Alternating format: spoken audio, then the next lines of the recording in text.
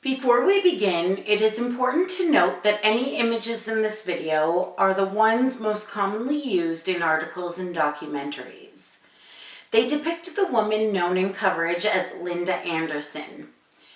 No official confirmation exists regarding their authenticity given the legal protections around this case. No verified personal or family supplied photos of the real woman exists in the public domain. The images you'll see here today are illustrative and part of media retellings. Welcome to Untold Crimes of Canada.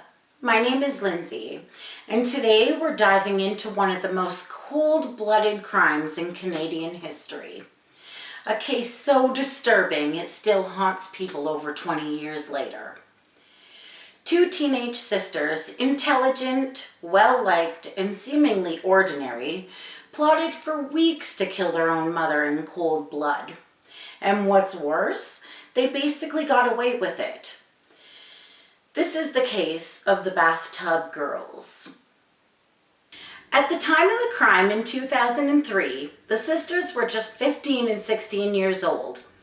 Because of Canada's Youth Criminal Justice Act, their real names have never been released. They came from Mississauga, Ontario, a quiet suburban neighborhood, not the kind of place you'd expect a murder like this. On the outside, they seemed like typical high schoolers. In fact, both girls were quite the gifted students. They were smart, social, and popular. But beneath the surface, there was something dark growing. Friends would later say that the older sister was very manipulative, and the younger one followed her lead. Their friend group was fascinated by death, power, and sociopathic behavior, and they often joked about how easy it would be to kill someone while watching violent movies. One of their favorites being Kill Bill. The sisters only had one target in mind, though, their own mother, Linda Anderson. Linda was a single mom who worked hard to support her daughters, but she had her own struggles too. She suffered from alcoholism and a history of dating toxic men. She also had some untreated mental health issues. The girls resented her for bringing chaos into their lives and being emotionally absent. But this story isn't just about anger. Their mother had a $133,000 life insurance policy, and that money was their way out. In their eyes, killing their mother would be the ultimate solution to all of their problems. This wasn't a spur-of-the-moment case. It was cold, calculated, and premeditated. The sisters spent weeks planning the perfect murder and researching how to make it look like an accident. They even tried to kill her once before their final and successful attempt.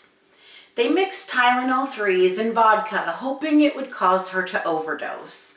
But that didn't work, so the girls returned to the drawing board and revised their plan. Eventually, they settled on a bathtub drowning.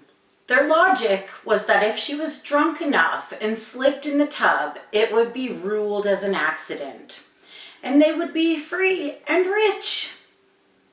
On the night of January 18th, 2003, they gave Linda a deadly cocktail of vodka and crushed pills. Once she became completely intoxicated and weak, they helped her into a warm bath under the pretense of caring for her. Then, in one of the most chilling acts imaginable, they took turns holding their mother's head under the water until she drowned. When it was done and their mother was gone, the girls didn't panic. They didn't cry. Instead, they cleaned up the scene, called a few friends, and went to a house party, all while laughing, joking, and even bragging about what they had done. They didn't even call 911 until the next day. At first, their heinous plan worked.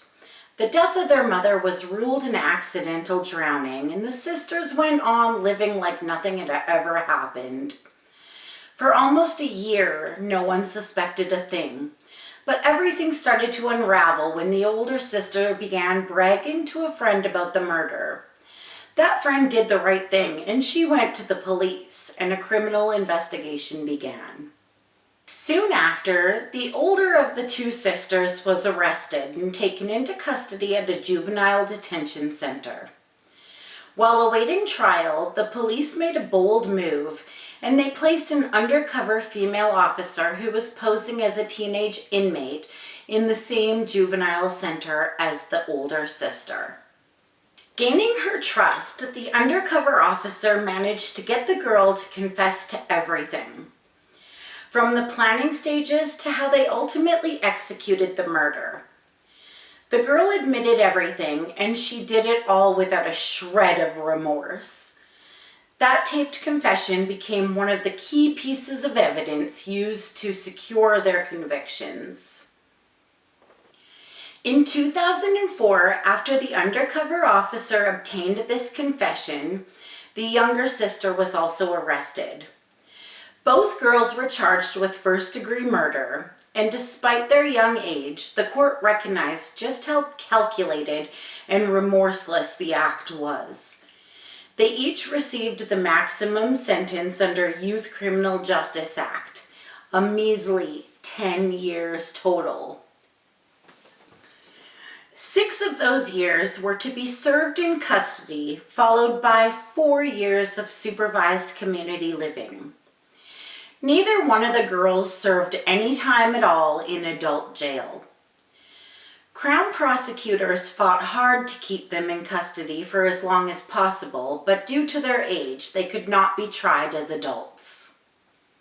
Both sisters have since been released and are living new lives with new identities. One reportedly went to university and became a straight A student. The other allegedly pursued a career in healthcare, possibly nursing. The thought of that has disturbed a lot of people.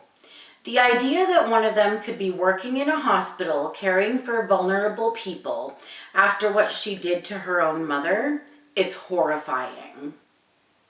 The Bathtub Girls case has been the subject of intense debate in Canada. It's brought up serious questions about how we treat youth offenders. Are we too lenient on them? Especially when the crime is so violent, cold, and calculated. This case has also inspired books and documentaries, and in 2014 it was adapted into a film called Perfect Sisters, starring Abigail Breslin and Georgie Henley. But no dramatization can truly capture the cruelty of what took place that night in 2003. This case is a chilling reminder that sometimes the people we think we know best can harbor the darkest secrets. It wasn't just murder, it was betrayal in its most devastating form. What do you think? Was justice served, or did the system fail Linda Anderson? Let me know in the comments, and don't forget to like and subscribe for more untold true crime stories from Canada. I'm Lindsay, and thank you for watching. Have a good night, everybody. Bye.